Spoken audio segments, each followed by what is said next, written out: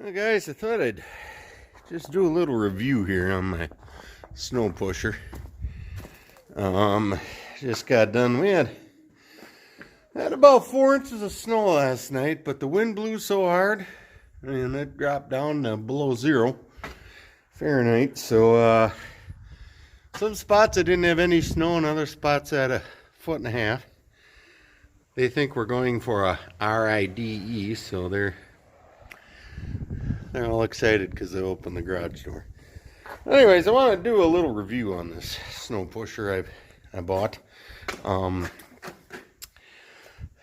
First, I thought I wanted one with the back blade on top, the back drag, and as you can see, this one is a it tapers,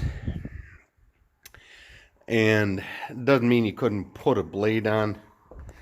And then down here, these go out past, so if you tip that vertically, you know, the back drag, you'd have to come out here farther with a back blade, you know. I'm still thinking of some ideas on it, but the thing that concerns me the most with these back drags on these is when you have that bucket curled all the way forward. You know, your rams are extended all the way out, and so they're in their weakest position. And as you're back dragging, if you were to catch something, chunk of ice or anything like that, you could buckle your rams and break them, and it's expensive.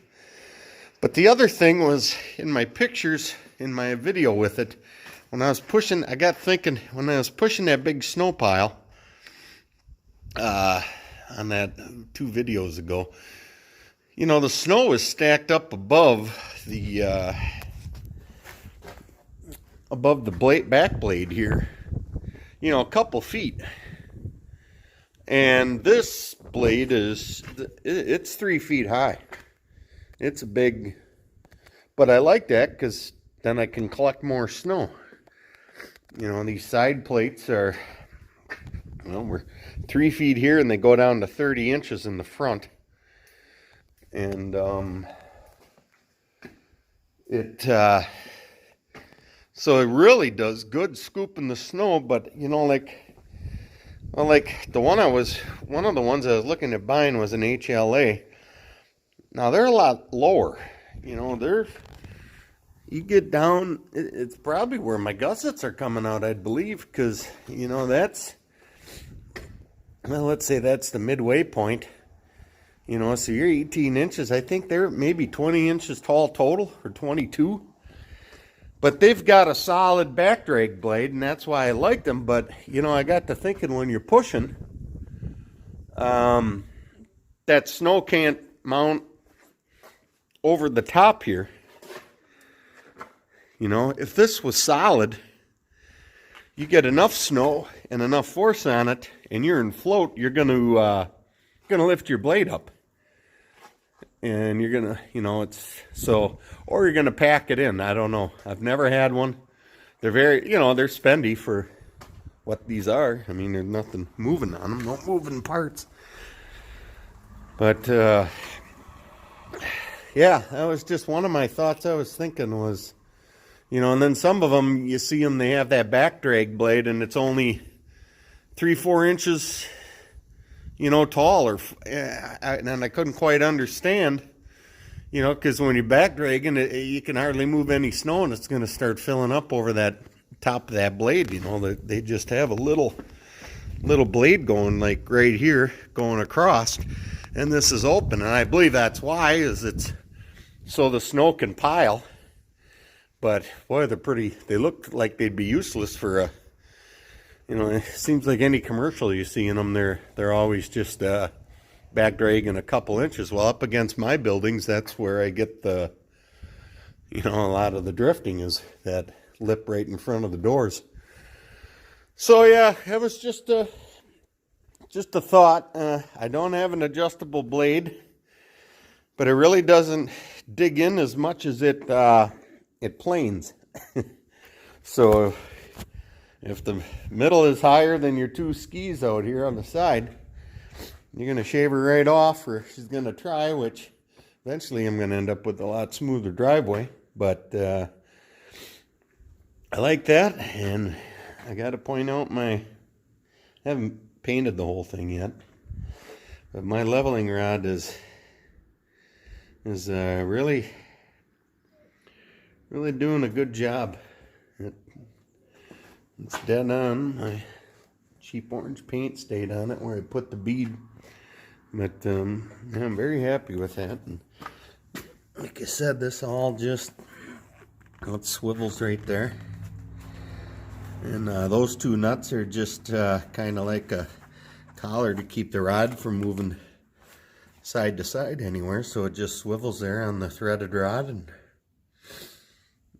just use those clamp hangers. They're about $2 a piece. $2.99 I think they were. They come with the locking bolt. And then the rod that I cut off here, it was a 6-foot rod, and the amount I cut off made that trip down there for me.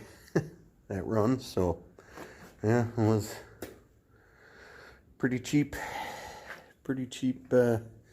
little thing. Works slick as hell though. I'm happy with it. But yeah, so I just wanted to point that out if anybody's out there thinking about buying a snow pusher. The other part on these is with those shoes on the side, you don't see them from up in the let me walk around here. When you're up here, you're not seeing, you got your edges. So you can see the sides here really good, but when you get up close to a building, that's what you got to remember. That's three inches wide down there. So you're 6 inches wider than what you think. You're actually 78 inches instead of 72. So yeah, I caught myself a couple times as I was about to go through my fence, and when I was just kind of like, well, it's this fence here. See, I back up between that tree and the fence there, and I was just going by the top of the pusher, and it got close, and I just remembered at the last second before I snapped a cold post off there with that shoe that it's tight in there to get between that tree and that fence this way.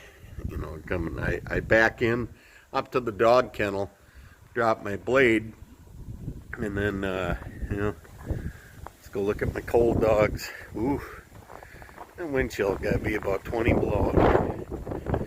I ain't gonna be out here too long, guys. I ain't even got a glove on my left hand. Yeah, back up there. Got my rops down to miss that tree branch. And I just wing her there, and like I said, man, that pusher you can see, that's the rear blade, and then once I get this gravel in here to a little ways, but then once I get from there, I go to use my front blade, the pusher, but I really like how it doesn't dig in the grass. And these guys aren't happy. You're a Wisconsin dog, Bo. I know. You used to live your whole life outside like that till I found you. I don't hardly want to go out to the bathroom. So yeah, just something else to keep in mind when you're plowing. I bought this used, and you can see somebody hit something pretty hard with it, because they probably forgot about it. I think they might have used it at a farm for pushing around feed or whatnot down here. I think that was the thing. But otherwise, I just absolutely love it. It really Really saves a lot of time. It really collects a lot of snow, and you're not fighting with that blade. You know, here's my, I just put this in here right now, but you can see how little that is compared to my front blade, and that's what I was pushing, and boy, it loads up fast. And yeah, that's just such a time saver here. She's really good. So all right, thanks for watching.